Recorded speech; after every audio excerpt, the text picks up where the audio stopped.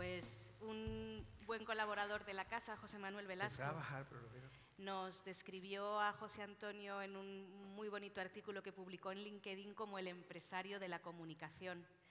Y es verdad que quienes hemos trabajado más de cerca con él, como clientes, como socios, como colaboradores, esa faceta a lo mejor la sentimos más cercana, pero hay amigos, compañeros del mundo del arte, familia, que quizás ese mundo de la empresa no lo tienen tan cerca. Y Antonio, a lo mejor a ti te ven ahora, desgraciadamente para ti, porque sé que no te gusta mucho casi todos los días en los medios de comunicación, pero por ejemplo no saben que tu relación con José Antonio viene de antes. Cuéntanos cómo os conocisteis.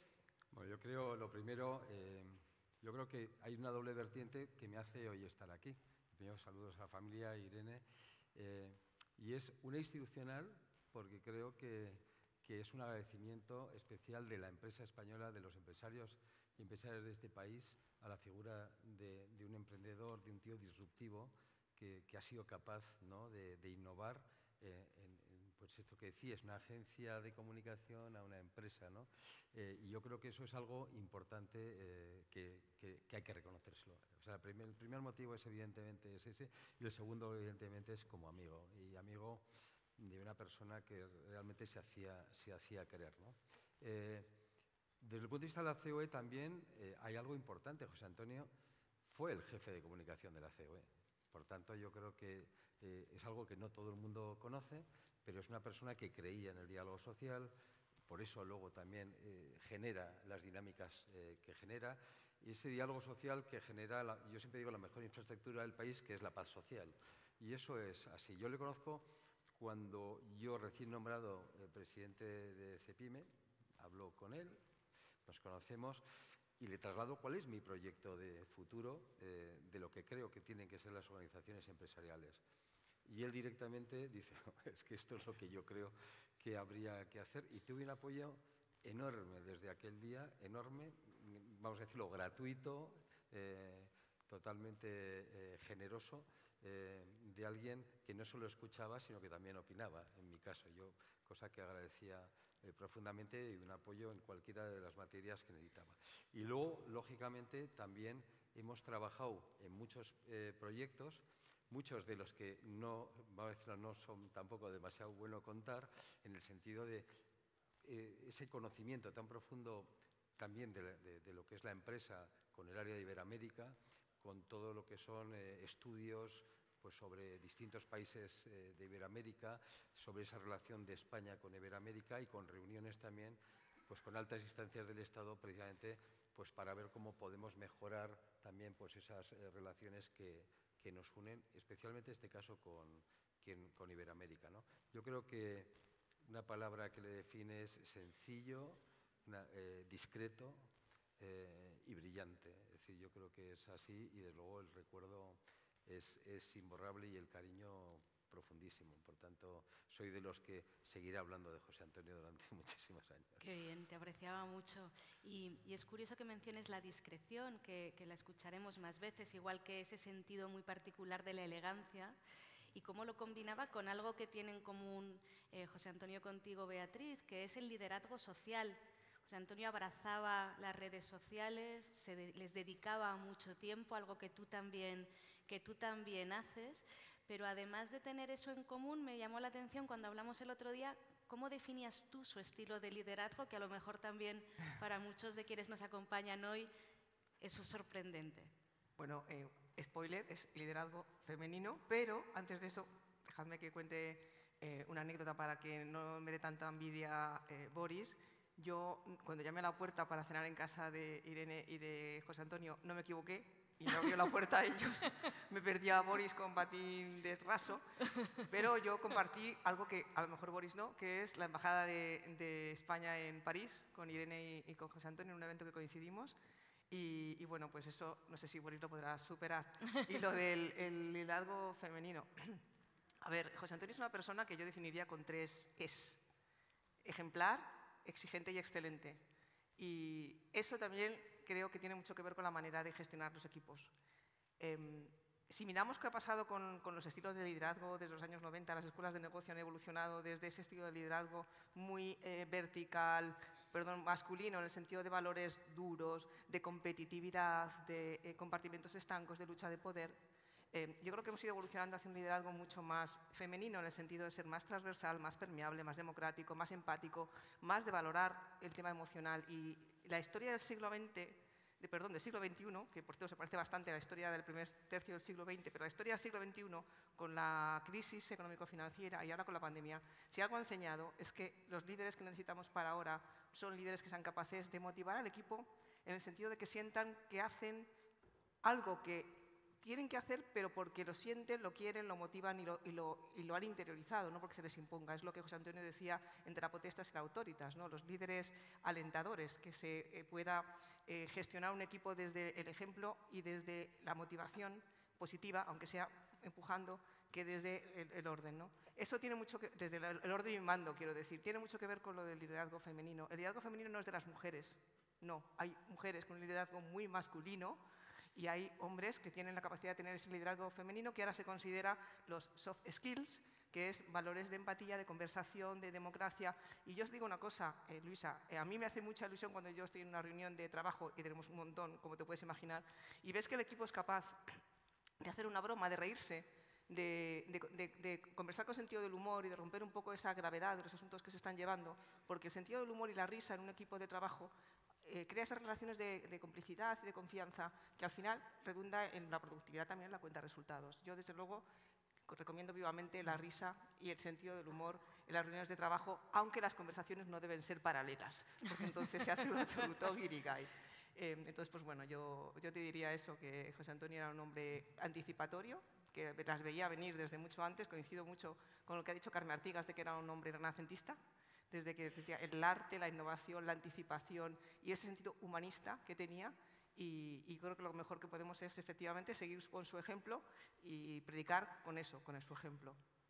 Alejandro Romero, nuestro CEO global, hablaba del ADN HAL, y hoy tenemos mucha gente de la compañía aquí, pero también, bueno, somos 1.200 ya en todo el grupo, y creo que todos estamos muy orgullosos de llevar ese ADN HAL y tenemos una gran responsabilidad por perpetuarlo. Y hablabais de que a José Antonio escuchaba mucho, hablaba poco. De hecho, a nosotros, al equipo, siempre nos dejaba lucirnos, siempre éramos nosotros, y yo he estado en reuniones, creo que con casi todos vosotros, en las que pasaba eso, en las que José Antonio dejaba que hablara yo, dejaba que hablara quienes venían del equipo. Pero en Repsol, Josu y Jon, habéis recuperado una entrevista o un podcast inédito donde hablaba José Antonio, que yo te confieso que no he sido capaz todavía de escuchar, pero tú sí. Cuéntanos qué decía José Antonio en esa grabación. Bueno, primero es un honor para mí estar aquí. Pues sí, es una cosa, pero muy bonita, muy emotiva y curiosa, porque hace 2 años, por estas fechas, emprendimos un proyecto que eran unos podcasts, diálogos sobre la comunicación. La iniciativa fue de Arturo Gonzalo, al que muchos conocéis, y entonces pensamos, la primera persona a la que hay que entrevistar en un podcast sobre comunicación es a José Antonio. ¿Y qué pasó? Que Arturo le hizo una entrevista preciosa, que por supuesto la ponemos ya en manos de allí para que la utilicéis como queráis, pero claro, a los 10 días Arturo lo nombraron consejero delegado de Nagas. Con lo cual nos quedamos con la entrevista de Repsol sobre comunicación con José Antonio y con Arturo, que ya no era Repsol, sino que representaba otra compañía. Con lo cual, pues aquello nunca se utilizó. Y la verdad, aparte de muy emotivo, es que yo os estoy escuchando hoy y es que ahí está José Antonio reflejado en esa entrevista. Es el José Antonio innovador, el que dice que cómo ha cambiado el mundo de la comunicación y ha desaparecido el emisor, canal, receptor, y eso ya es pasado. Y en estos momentos tenemos que cualquier persona que tenga contenido, que sepa qué poner, tiene unas posibilidades infinitas. Hace un alegato del Embrace Innovation, que habréis oído en JIC muchas veces, esa apuesta fuerte por la innovación. A mí me llamó también mucho la atención, porque además, bueno, pues es un mensaje del cual las personas que estamos en cualquier organización, pero también lideramos organizaciones o empresas, tenemos que tomar nota cuando dice José Antonio, oye, olvidaos, las empresas ya no comunican, La gente no quiere hablar con las empresas, la gente quiere hablar con las personas. Entonces, hoy un liderazgo se construye sobre la comunicación. O sea, si quieres construir un liderazgo sin comunicación y, por supuesto, sin comunicación también, utilizando los nuevos formatos, estás en el pasado. Entonces, es una defensa muy, muy viva de este concepto. Me gusta mucho también porque tiene un espacio para los jóvenes y la comunicación. Hay, de hecho, una chica, Inés, que se dedica a la comunicación, una chica joven, que le pregunta por la comunicación y los jóvenes. Y José Antonio hace pues, todo un alegato de que tenemos, para comunicar en una sociedad que es diferente, tenemos también que tomar la comunicación de los jóvenes. Y bueno, pues es apasionante porque analiza, por ejemplo, cómo cambian otros muchos aspectos, hasta la sociología. Y también la sociología electoral dice, pero ¿qué es esto ahora de que para saber qué piensan los españoles haya que entrevistar a 800 o a 1.600 personas, que es lo mínimo que habitualmente se suele entrevistar? Si tenemos en las redes sociales a todos los españoles que están hablando todo momento, hay que escucharles, hay que saber cómo se hace. Necesitamos la tecnología, necesitamos los mecanismos para saberlo. A mí me parece un compendio maravilloso. Lo he escuchado 4 veces estos últimos 5 días y desde luego es vuestro y muchísimas de verdad, gracias. porque... Qué regalazo. Muchas gracias.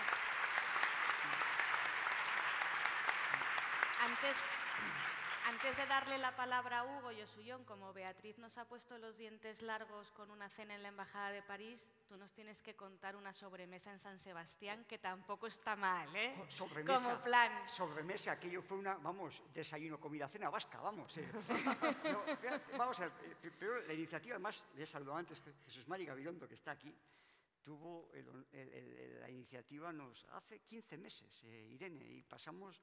Pues empezasteis viendo Ondalea, la magnífica obra de Cristina Iglesias en la isla de Santa Clara, o sea, aquí enlaza José Antonio con el arte, comimos, hablamos, tomamos copas y nos dieron las 11 de la noche en casa de Jesús Mari. Estaba Iván Redondo con su pareja, estaba Irene y José Antonio, estaba yo con mi mujer, estaba Jesús Mari con su pareja. Y yo recuerdo...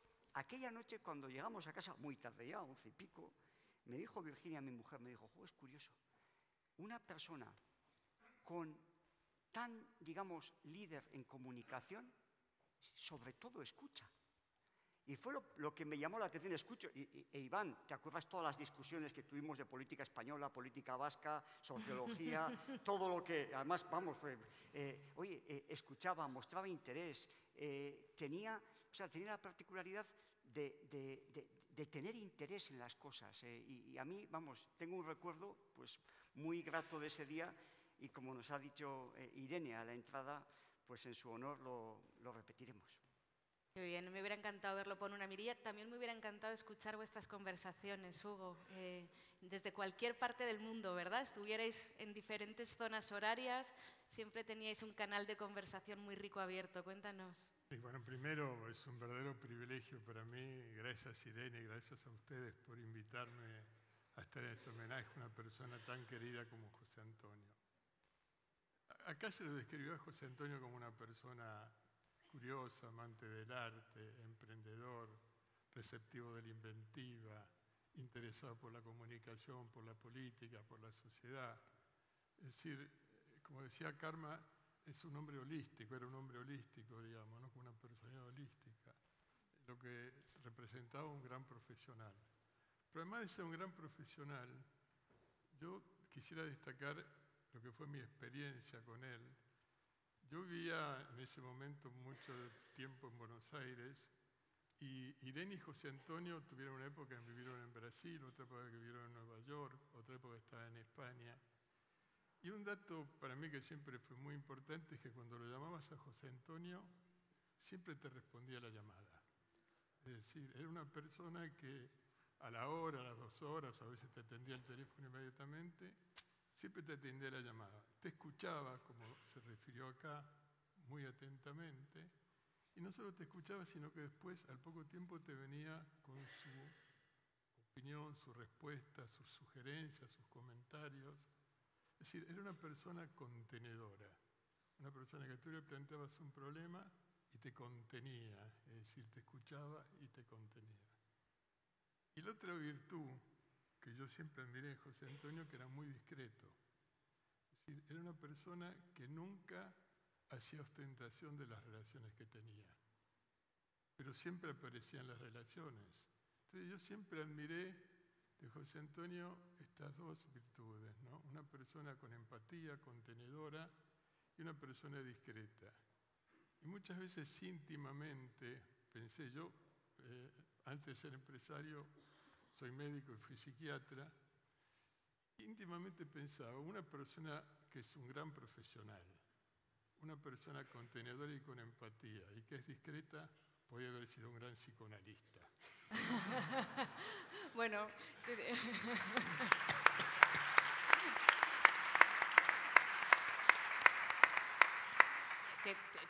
te diré que con muchos de nosotros ha hecho mucha terapia, o nosotros hemos hecho mucha terapia no con tengo él, la menor duda. pero dentro de la discreción que nos enseñó no vamos a contar detalles. A mí me gustaría agradeceros, tenéis agendas infernales, habéis hecho todos un esfuerzo por estar aquí. Nos quedaríamos un buen rato más hablando, aunque no sea igual de agradable que en San Sebastián con esa fantástica sobremesa, pero es que tenemos que irnos porque tenemos que hablar de cosas serias de verdad. Nos tenemos que ir porque hay que hablar del Real Madrid.